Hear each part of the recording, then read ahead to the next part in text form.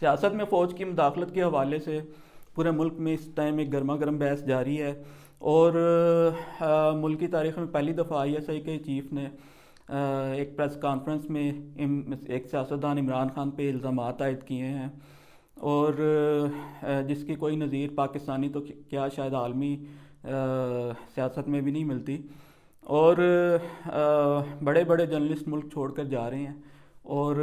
فوج کے مخالفین کا کہنا یہ ہے کہ فوج کی طرف سے ان کو تھریٹ ہے، خفیہ ایجنسیوں کی طرف سے، آرمی کی طرف سے، چنانچہ اس لیے وہ بیرون ملک ٹھکانے ڈھونڈتے پھر رہے ہیں۔ ایک بہت بڑا جرنلسٹ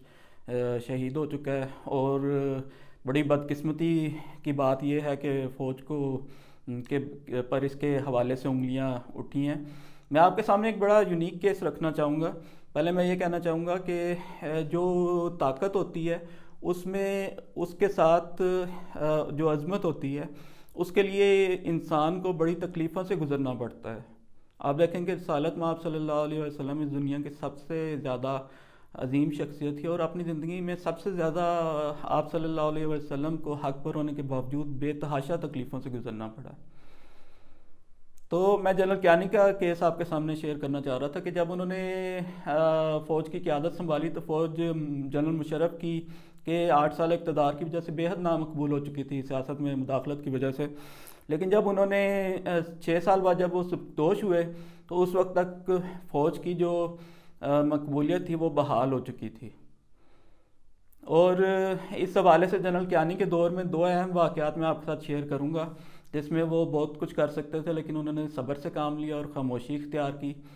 اور اس میں سے ایک واقعہ یہ تھا کہ جب ان کی پہلی ٹرم جب اختتام کے قریب پہنچی تو انہیں دوسری ٹرم آفر کی گئی، تو اور یہ ریکارڈ کا حصہ ہے کہ انہوں نے انکار کر دیا۔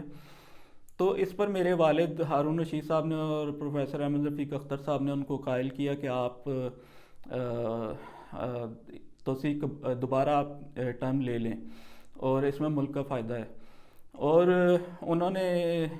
اس دوران ایک گانا ریلیز ہوا، ایک بینڈ تھا جنہوں نے اپنا نام خود ہی بغیرت بریگیڈ تنزن رکھا ہوا تھا، تو اس میں اس کے بول یہ تھے کہ اب چونکہ ایکسٹینشن کا مسئلہ آن پڑا ہے، ایکسٹینشن کا معاملہ آن پڑا ہے، چنانچہ چیف کی زبان بھی خاموش ہو گئی ہے۔ اس پہ سب یہ توقع کر رہے تھے کہ ایجنسیاں ان کو بلا کے ان کی سرزنش کریں گی جیسا کہ ہوتا ہے، لیکن جنرل کیانی نے خاموشی اختیار کی، اور نصرت جاوید صاحب نے اپنے پروگرام بولتا پاکستان میں ان کو مدعو کیا اور ان سے پوچھا کہ کیا آپ کو کوئی تھریٹ ملا؟ انہوں نے کہا نہیں، ہمیں کوئی تھریٹ نہیں ملا، اور ہم اپنی آزادی کے ساتھ اپنا کام کر رہے ہیں۔ بعد اس کے علاوہ ایک واقعہ تھا وکی لیکس کا۔ وکی لیکس میں بہت سے پاکستانی لیڈروں کی غیر متعدد گفتگو تھی امریکی سفیر کے ساتھ، تو مولانا فضل الرحمان نے ان سے یہ خواہش ظاہر کی تھی کہ ہمیں بھی کبھی وزیر اعظم بنائیں، ہمارے سر پہ بھی کبھی ہاتھ رکھیں۔ یوسف رضا گیلانی نے کہا تھا کہ ڈرون حملوں پر ہم دکھاوے کا احتجاج کرتے رہیں گے اور آپ ڈرون حملے کرتے رہنا، ہمیں کوئی اعتراض نہیں اس پر۔ اور جنرل کیانی سے ایک فکرہ منسوخ کیا گیا تھا اسفندیار ولی کو صدر بنانے سے متعلق، تو میرے والد جن کی بڑی گہری دوستی تھی جنرل کیانی کے ساتھ، انہوں نے ایک کالم لکھا کہ یو ٹو جنرل کیانی، اور جنرل کیانی نے اس پر ان کو اپنے پاس مدعو کیا اور ان کو کہا کہ ان کو غلط فہمی ہوئی ہے، لیکن انہوں نے، میرے والد نے یہ کہا کہ اگر سیاستدانوں کے باب میں اگر یقین کیا جائے امریکی سفیر کے گفتگو پر، تو آپ کے باب میں کیسے یقین نہ کیا جائے؟ تو انہوں نے اس پر خاموشی اختیار کی، انہوں نے اس پر کوئی دباؤ نہیں ڈالا میرے والد پر، اور خاموشی اختیار کی، اور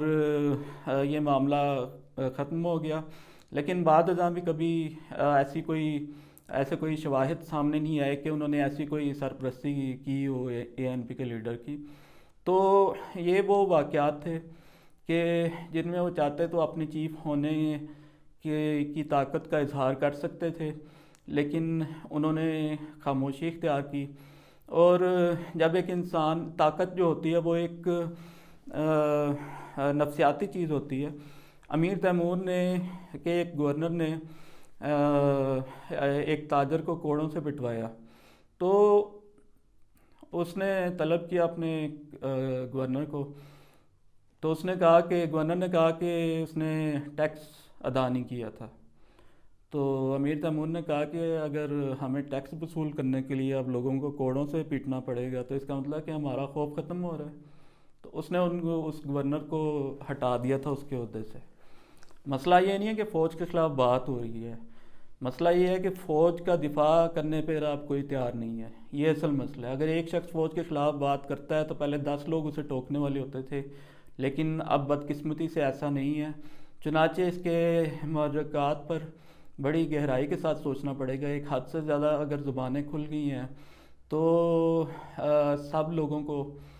جبراً خاموش تو نہیں کرایا جا سکتا.